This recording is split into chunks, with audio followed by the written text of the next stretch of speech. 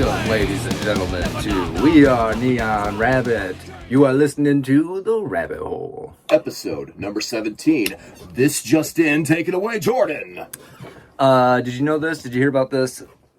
Apparently, Mr. Harvey Weinstein, like the head of the Me Too movement in his own right? He's Mr. Bad Guy of the Century, right? Apparently dropped, all his charges were dropped, at least for the initial case that he was trialed for, man. That's exactly what I heard, too. I'm not sure of the details. Is he like a free man now? I don't know. I guess, I don't know. You hit me to this. Yeah, I heard about it, and it's wild. Yeah, wow. All the news and everything that, was surrounding this guy for as long as it was, and it's just like, well, I guess it's like a mistrial in a way, like. Yeah, something like that. I mean, this dude fueled an entire movement of women, right? But to bite back, right? And now, what does this say? I'm sorry, what does this say? That's kind of my sentiment towards it. Is like they jumped to conclusions so quickly. They didn't really come up with a case. Like they wanted to get him. So, and I don't know. It kind of stinks, but yeah, there you go. He's still up for charges in L.A., so I guess it's just, this particular region and where he faced charges. But to me, I know, like, they could only get 3 women to actually, like, testify against him or charge him with, for this particular location, whatever. And I know, like, all 3 of them, like, it wasn't just like a one-time thing. Like, they continued to sleep with him. So that's like, they didn't really have a case against him. It's like, at first he extorts them, and then they continue to have a side relationship with him. So, like, their case isn't really that tight. And yeah.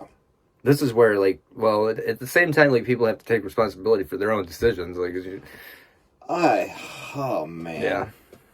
So I like some of the Weinstein Company movies. I'll go that far. They made some pretty decent films. Yeah, no. Hey, I have a couple movies for you now that. Oh yeah, let's get off of this Mr. Weinstein thing. It's harrowing. Yeah.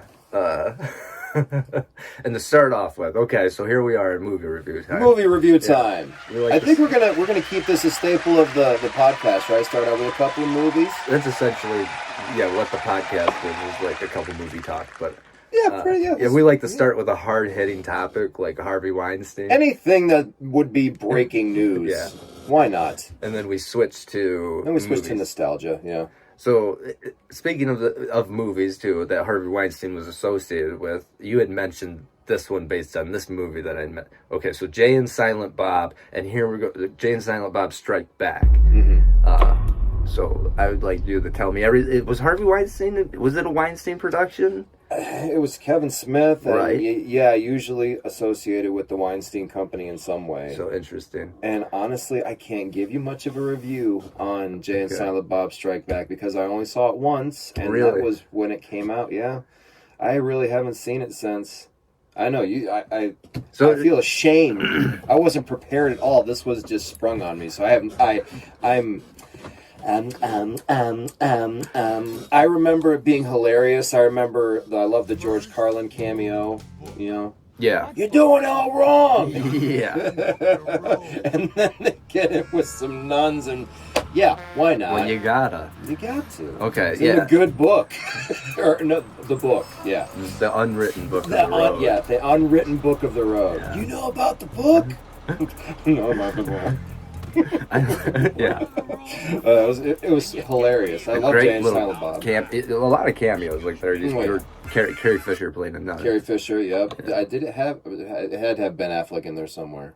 Yeah, absolutely. Twice. Ben Affleck played Ben Affleck. Yeah, exactly. Yeah.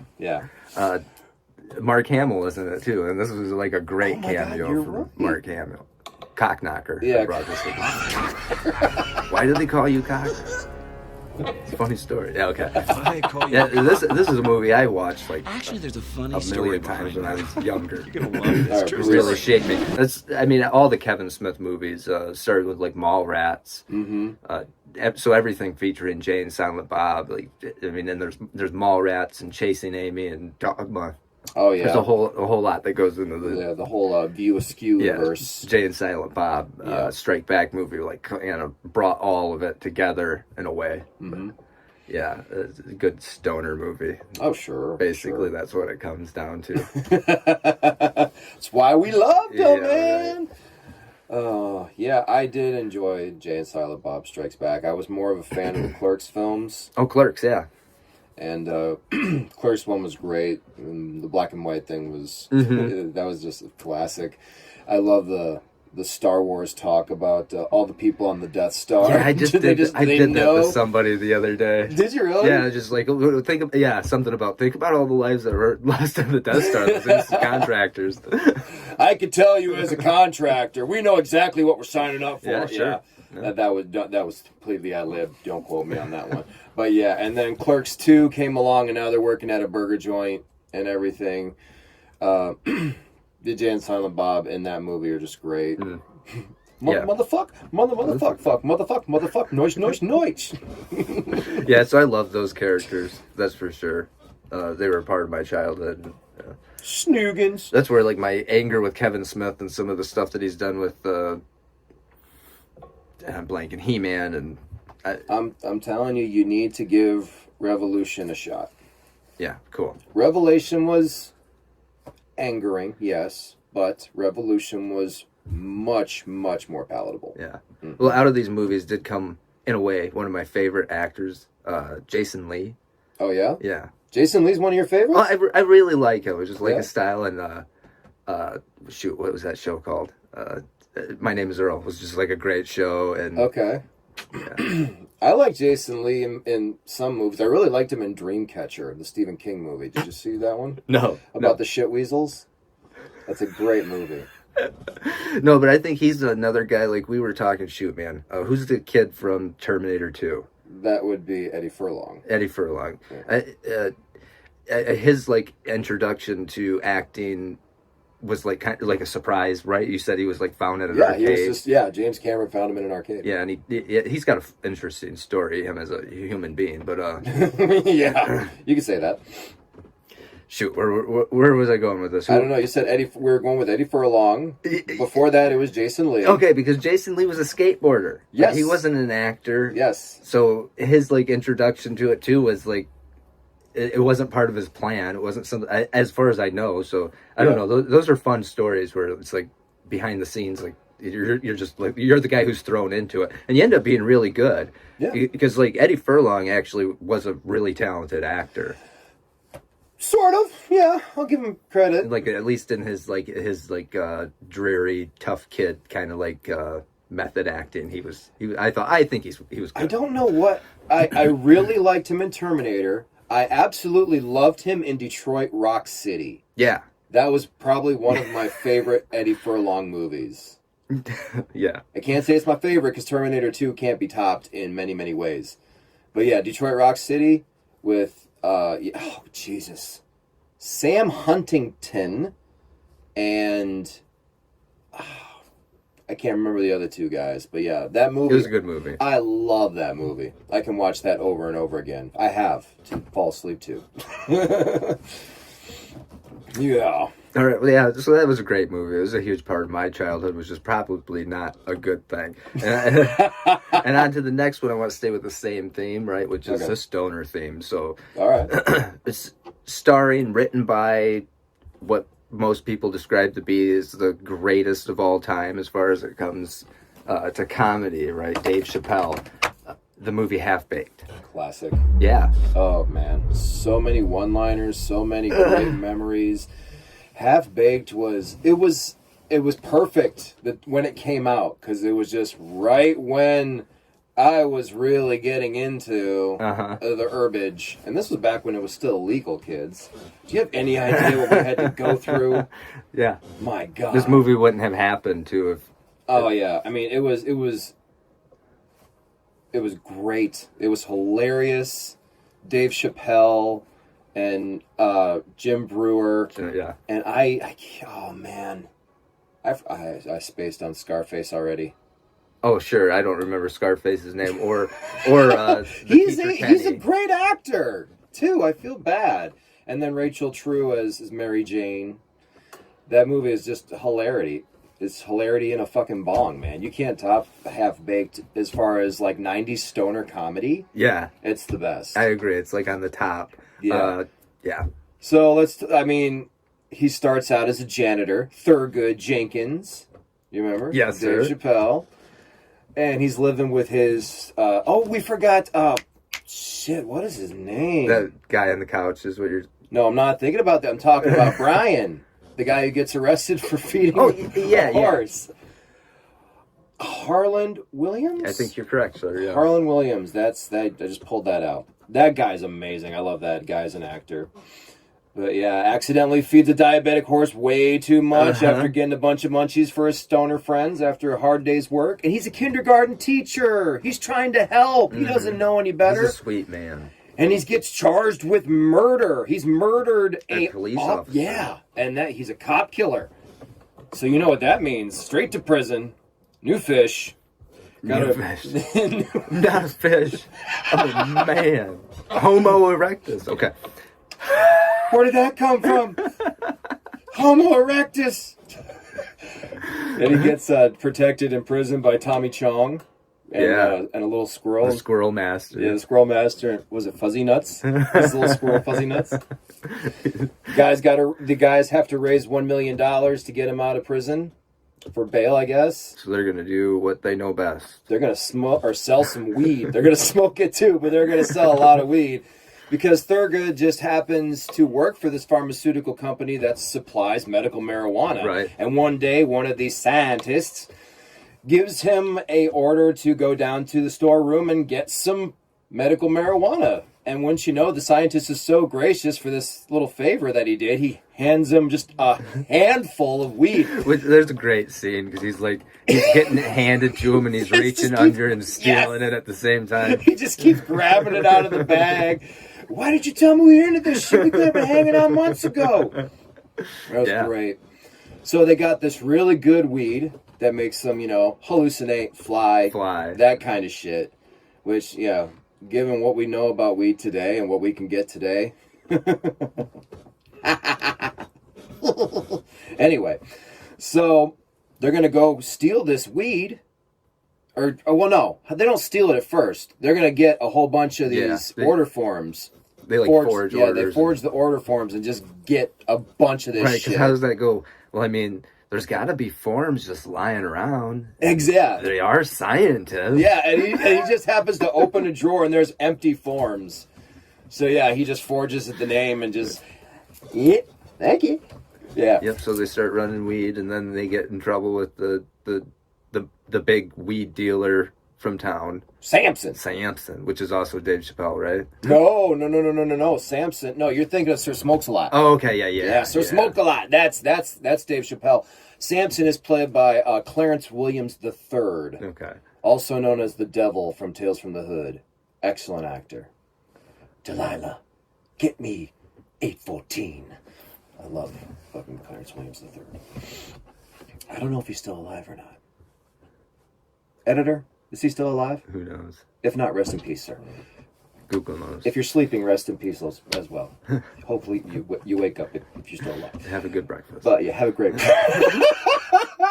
pancakes and eggs and sex, all that great shit. Anywho, so yeah, he gets in trouble with the main... He's not even just the weed dealer. He's the local, drug kingpin. And he's like, I want to see Mr. Nice Guy's Jamaican ass in the morning. And he's like... Why did he get the impression that I was Jamaican? Oh, because I told him Mr. Nice Guy was Jamaican, yo. Well, I be from Jamaica, man. Lord have mercy.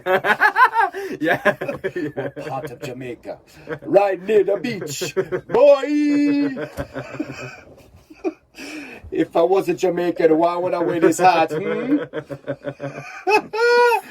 But yeah, so they decide to go to the cops, get a wiretap, and they kind of double cross Samson. There's a titty flash. They get their buddy out of prison. Yo, your titty. Yo. Now that's a titty. And Jerry Garcia in a pouch takes care of Samson. And if you haven't seen the movie, and you don't know what I'm talking about, go see the movie. Absolutely go see it. Yeah, it's a young Dave Chappelle, and he's fantastic. And yeah, it's a hilarious movie, and it's fun to see Dave young, especially if you're a fan of his. Yes. I followed him for most of his life. Yeah, he's a great stand-up comedian, but yeah, back in his old days when he was doing movies and stuff, Robin Hood, Men in Tights, and all that stuff, I don't know how he was treated, if he was happy or whatnot, but he was so funny. Half-Baked is one of my favorite movies of the 90s. Right on. Yeah, so back to some more serious topics. Oh. Right? By all means. If you've been following along, you know that I've been into what has taken over as a popular game on the PlayStation and PC, Helldivers 2. Okay. Yeah, this thing is blown up. I remember you talking about it. I was like, yeah, it's just a nice little sci-fi adventure game. I bought it. I'm having fun with it. And next thing you know, it's just It has blown up. And, like, a good point is that I don't think I've seen an actual, like, ad for the game released. Yeah. Have you seen like an official ad from PlayStation? Because no. I feel like it's a word of mouth thing. You know, it's gotten around because of the players. So even it's as big as it is because of the community that it has, which it like kind of even makes, you know, the next story here a little bit more egregious. Because it's screwing over the players, which I guess you should just assume is going to happen anymore. But so within Helldivers 2, it's kind of already been a controversy and came out. But the PlayStation, so Sony took over and essentially made it so that you had to have a PlayStation Network account linked to the game to play the game. Oh. Which, like, I was playing on PlayStation, so yeah. I had the account anyways, and like it doesn't change anything for me. Sure. But a lot of people had downloaded the game off of Steam. You know, paid full price for the game, have been playing the game for months, and for whatever reason, I mean, they chose not to have a PlayStation Network account, but now it's essentially being enforced that they have to have one. So that angered a lot of people, obviously. I can understand.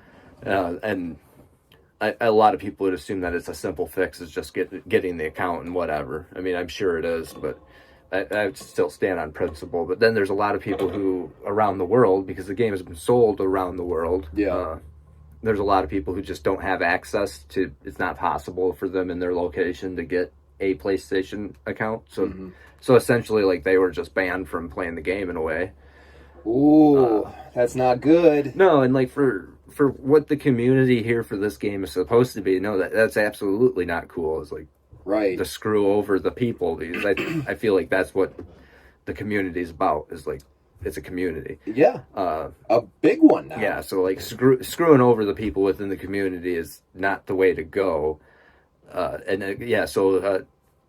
As far as I know, the decision's already been reversed, because this is kind of a story of where the people fought back hard enough to get, you know, the elites to change their tone and amen to it, reverse the decision. Right.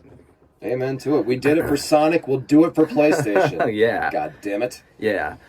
Even though it kind of appears like that they're only like telling you what you want to hear at this point in time, and like it's still unavailable for. I mean, it was a huge number of like regions. It was that we're talking about a lot of people who are being forced out of the game, and one big development was that Steam was giving refunds. So if people had downloaded the game on Steam, and I'm assuming it was just in those regions that couldn't get a PlayStation Network, but I could see it being anywhere if like people. If this was like worldwide, like if you didn't want a PlayStation account, you could get your refund and blah blah. Like that could be a lot of refunds. That would be fair. But it would be a lot. Yeah, and I can see a lot of people just don't like PlayStation. Well, there's like some people are saying like the PlayStation Network is like hacked often. You know, there you go. I don't know. I guess it's been hacked a couple times within the last several years. Stuff happens, right? Yeah. So I don't know if it's like if you should deem it insecure or not, but that's an argument that people are making. And like whatever, if you think it's insecure and you don't want to have an account, I think that that's fine. And if PlayStation was demanding that you had an account to play this game, it should have been kind of like the way that it started, man. They almost like tried to backtrack and said that they gave like a grace period, like it was probably written somewhere that like the game requires or like prefers that you have an account linked or something. I'm sure it did say that somewhere if you read the fine print. Yeah. But like, yeah, that's kind of what it was. It's like you had like a couple months, grace period to play the game before they forced you into this. A lot of it basically it's going to be about money. It's the refunds, and I think PlayStation only did it, and at least it's what the popular opinion is. Like a quarterly earnings kind of things coming up, and they're going to like inflate their membership numbers by taking over this popular game that was a shock thing. It was not released to be as big as it is. It happened, like I'm saying again, because of players and because of people sharing the news, and that's why it got as big as it did. And it was kind of a surprise, and it just seems like almost like a corporate takeover of something that's like like everything, man. Just a corporate takeover of all these like things that started off from some little guy, and he grew it into an idea that you loved, and now some soulless corporation owns it, and it's just like it's unrecognizable, really. That's a shame. It's a shame. And it's a good way to piss off your gamers, good way to piss off your community. It's a horrible way to conduct business. What happened to the days when you could just pop in a cartridge and hit fucking power, man? I really miss it. And I really miss like localized co-op. Like there's not a lot of that. Like everything has to be online. It's got to be MMORPGs or fucking I miss constant sitting in a room with some buddies and playing a game. Yeah. That's why you gotta switch to the Switch. Yeah. Seems like you want a next gen console. You're one, maybe two players. I don't have many games for the PS5 that you can be more than two players, except for wrestling. Right. Of course, that's a fucking awesome game. Right. But yeah. Speaking of wrestling, like one of the things that I'm a real fan of is of the performers. Okay. So like. I like Stone Cold Steve Austin. Oh yeah, like as a man, like I think as a personality. I just even today he's not a wrestler, but I think he's a treasure. Okay? Oh yeah, he's great. And I love the stories that they have to tell from behind the scenes. Okay, you watch the Stone Cold podcast? A lot of it, yeah. Yep. And I've watched all kinds of. Even if you go further back, there's just Ric Flair stories and Undertaker's story. Yeah, that's what I really enjoy about it is okay. And I've recently found a podcast that I've been listening to that is almost the same thing but in a different genre. Okay. So this podcast is called Tuned In with Jim Cummings. Okay, and it turns out like Jim Cummings is essentially the voice actor of like many of the characters that you loved as a child. Okay. Oh yeah, he's a legend. He's a real legend, and like it's so awesome seeing that voice come from the person, because you always attached it to the character. It's so magical. I don't know. And he's basically got a podcast where he's interviewing other voice actors, other famous guys from those. Well, they're not necessarily famous guys, but they did the voices for famous characters. That's famous to me, man. Absolutely. And they're kind of like telling some of their behind the scenes stories and stuff too, and it's amazing. It's on YouTube, and I know they're in other places, so I'm guessing like collectively they get more views, but some of these episodes only have like 2,000 views and shit. Like they should. Wow. They're worth a lot more than that. Oh, whoa. Just even finding out who these people are. Yeah. Tuned In with Jim Cummings. I'm gonna be subscribing. It's funny. I started watching Jim and some of his shorts, and he's Pete, for instance, from the Goofy movie. Goofy. He's Pete. Yeah. I was going to take a nap the other day, and I normally will like listen to a YouTube or whatever video as I'm like drifting off to sleep. But I have Amazon Video on my Prime on my phone, so I thought I'd just pick out some random cartoon or something, right, and fall asleep listening and watching that. Sure. But I found Cat Dog first. Nickelodeon's Cat Dog. That's a little too kinetic for a nap. Well, I was I remember that show from when I was younger. Like and the first thing it's Jim Cummings, this cat. Yeah. And like that, I was just like, wow. And this guy he's everywhere. And he really is. He's Darkwing Duck and on and on. And it's amazing. Negaduck. So yeah. You can like hear it even when he's just talking. You can like hear all of those voices in a way. Yeah. And it's pretty cool. He's had Bill Farmer, who is the voice of Goofy for like my entire life. He's been the voice of Goofy. Yeah. And that's the same there. It's like just listening to Bill talk, you can you hear Goofy, and it's fun. Yeah. I've seen the lady who does the voice for the babies in Rugrats and on and on and on. Wacko and Isn't Yakko. that E.G. Daily who does I think Tommy? so. Yeah. Yep. Yeah. I liked her in. She was in a Rob Zombie movie. Oh shit! Which one was it? I think it was The Devil's Rejects. She was in. Yeah. Yeah. Yeah, she was funny in that one. But yeah, her Tommy. I found out that she played Tommy after I saw that movie. So that was a twist for me because I grew up watching Rugrats. I love that cartoon. And it's so you go back and try to watch it now, and it's like, wow, this is some primitive animation.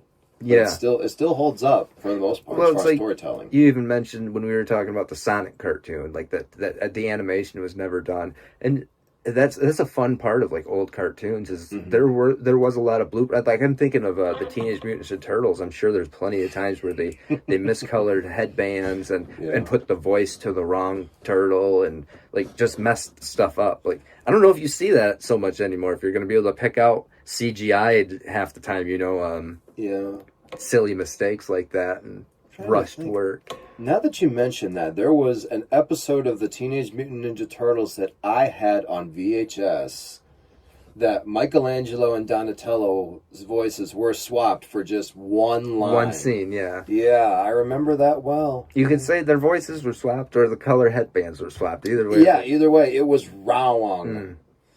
The Turtles that's a fun story behind the Turtles because it's a comic book. It's actually like violent and gritty, and they come out with like a child's show that's it's adventure, but it's soft. It's as soft as it comes. Very soft. It's like they use their weapons to fight like robots essentially. Yeah.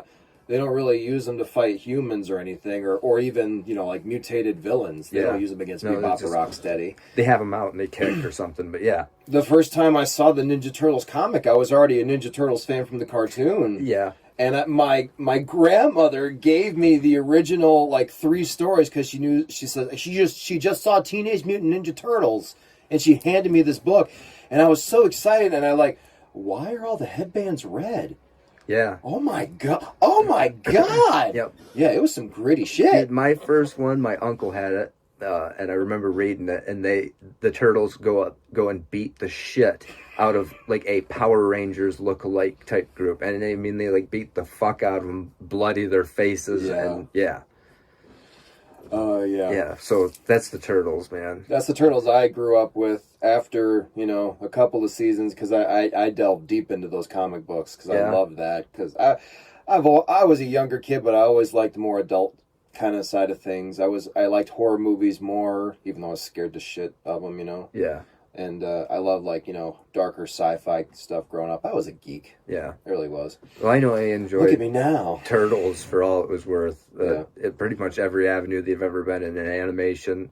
I had not too much in the comic books, but I just never got into it. But the movies. Oh, yeah. The original 2. I'll give you the 2. Yeah. I ain't going to say the third one. Well, no. The third one's one of those. I've ever seen it. I think that Ninja Turtles 3 is the room of the Ninja Turtles series. Yeah. It's really just like the fishing line lips and everything. The TMNT animated film in like 2000 something. I didn't think that was horrible. No, it was good enough. Absolutely. I loved the Batman versus the Ninja Turtles. I haven't seen that all the way. Oh You should see that one. It looks good. It's Love good. the shredder. I'm shredder. Yeah, you are the shredder. Shredder. Hey, and the video games, not to mention. Mm-hmm. I mean, all the Turtle video games. The first one for the Nintendo was like super hard, and I don't know that I've ever made it past the water stage. No. I've tried as an adult too, and I can't even get halfway there. Yeah, I actually had to watch the AVGN video to see what happens after the part where I get stuck, which is pretty much after the electric seaweed. Yep. I'd never seen the Technodrome. No. I'd never seen inside it either. So when I saw that, I was like, oh, okay. So I was nowhere near the end. Yeah. Now the Turtles 2, which was based on the arcade game for the Nintendo, I've beat at least once. Yeah. Like all the way through. Yeah. And you and I are going to have a video coming out soon. Yeah. That's us beating the actual arcade version of it. Yes. So we're going to beat it. Gonna make it all the way through. Yeah, I had no idea that arcade games were so short, but I guess it makes sense. It does, yeah, and it makes sense that the home port was like extended, you know. Yeah, and harder, a lot harder. Well, it helped that we had like unlimited lives. Oh yeah, we had like a stack of quarters like that big, and just pump. We spent like $50. I would really actually want to go back and see how much we would really spend in real money. To see, just to count it out, to see how much money we would actually have to spend to beat the game. Yeah. Maybe I'll do that for the next one. Yeah. I didn't do it for Golden Axe, but I think I'll do it for Ninja Turtles. Yeah. Right on. And yeah, we got more gaming content coming. And yeah, you guys want to see me get scared crapless? My kids thought it would be a good idea to get me some video games based on the back rooms, which is a concept that I find absolutely fascinating and horrifying and creepy and all of that. So, we got a couple of Backrooms games, and, the kids forced me to film myself getting scared. So if you want to see me almost piss myself, but have a good time as well, there's to be some video footage from that coming up. And I know we got some more gaming content coming out. I know we're going to do some PS5 stuff coming up soon. We're hoping to. We're experimenting with stuff, and I've started a little series with an old Xbox 360 game that I had lying around. That's right, the Chronicles of Riddick. Yeah, Escape from Butcher's Bay, which I'm about to post episode 2 soon enough. So sweet. Yeah. Stay tuned. Or it's already up. I don't know how this is going to work. But yeah, thanks for checking everything out. Yep. Like, comment, subscribe below. We're so close to 50. Yeah. We want to get there. We need your help. Spread the word. Spread the love. We love you guys. We are together. Yes. Peace out.